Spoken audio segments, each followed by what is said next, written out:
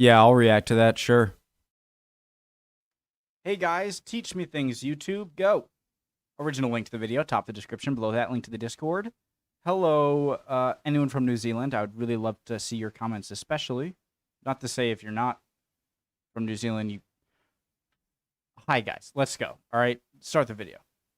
Sometimes I personally don't think I've ever heard a bad word spoken about New Zealand. Sometimes regarded as being one of the most beautiful countries in the world, this isolated nation is a very desirable place to visit, live and retire. I was lucky enough to travel there in 2020, but then something called COVID-19 decided to pop up and ruin all of my plans. So in this video, which island do the majority of New Zealanders live? I know the southern one is bigger, but for some reason I just have a feeling the northern one is more populated. Got 15 decided to pop up and ruin all of my plans. So in this video, we've got 15 reasons why we think New Zealand is the best country in the world. Because my name is Sam, and you're watching the Geography Bible. Alright, so let's kick off this video with number 15. Its natural beauty. New Zealand is undoubtedly one of the most beautiful, picturesque countries. That's gotta be a volcano, right? It looks like Mount Fuji. Look at that grass. Is that a golf course? In the world. From Mount Cook to Milford Sound to Hobbiton, New Zealand is a very... Hobbiton? Sir?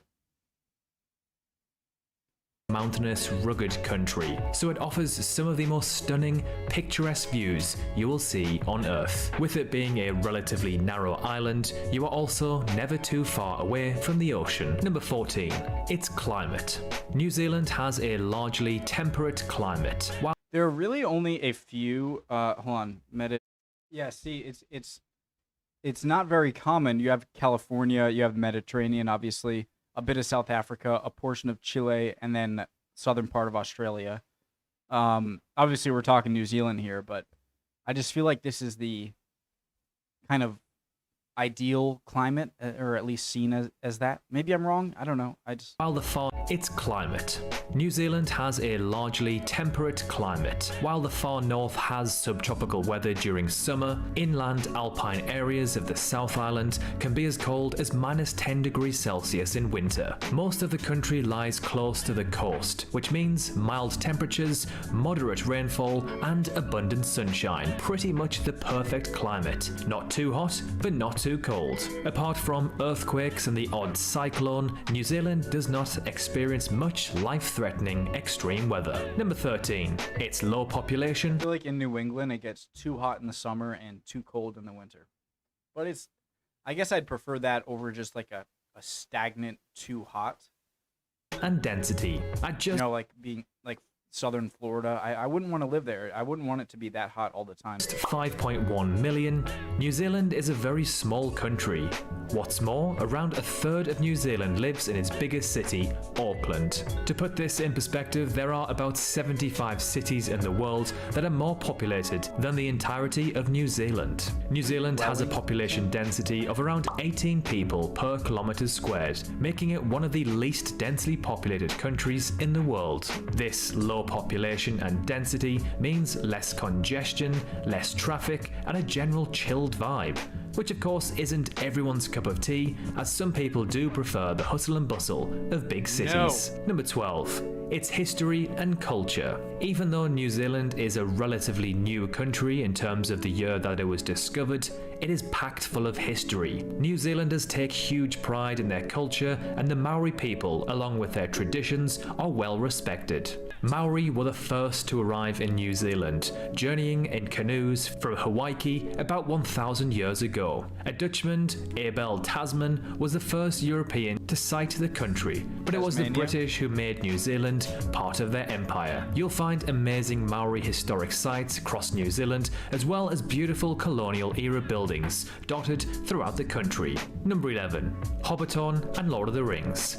Regardless if you are a Lord of the Rings fan or not, The Hobbit set and the surrounding rolling hills are absolutely stunning. It was one of my childhood dreams to visit Hobbiton, and finally in 2020 I got to visit, and I wasn't disappointed.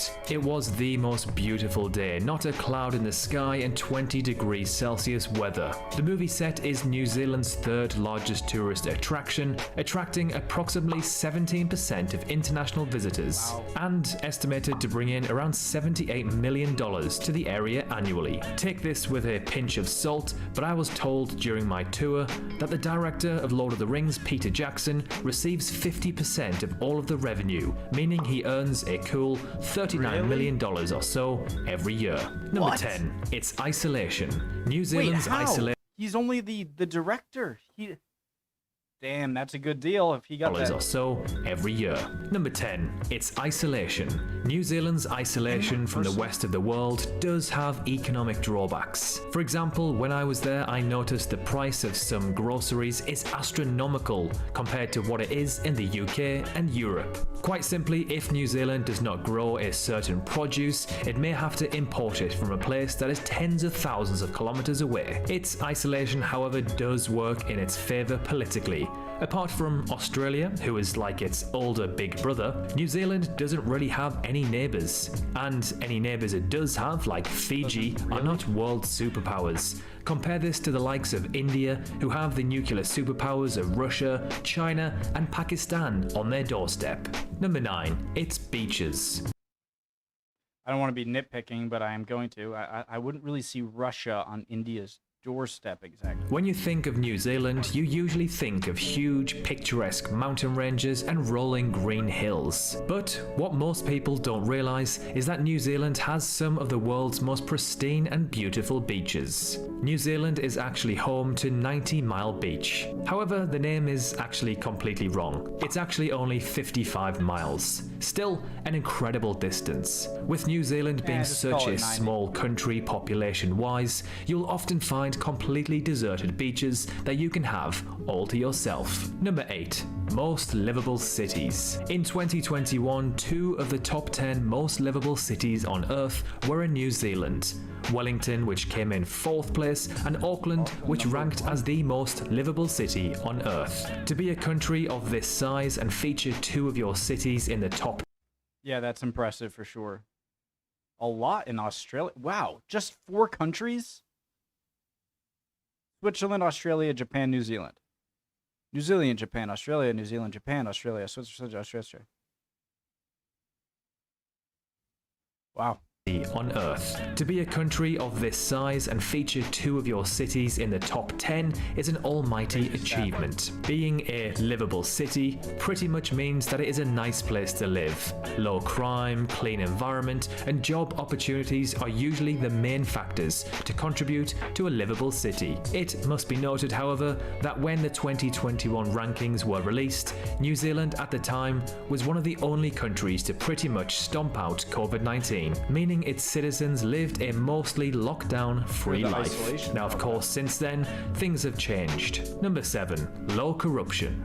New Zealand is one of the least corrupt nations on Earth. In fact, it usually battles Denmark and other Nordic countries for the top rankings in the world. In 2021, New Zealand ranked as the equal least corrupt country in the world, alongside Finland and Denmark. As mentioned earlier, New Zealand doesn't really have any enemies, and because it isn't a nuclear power, has a relatively small economy and population, it rarely finds itself getting involved with foreign affairs. Number 6.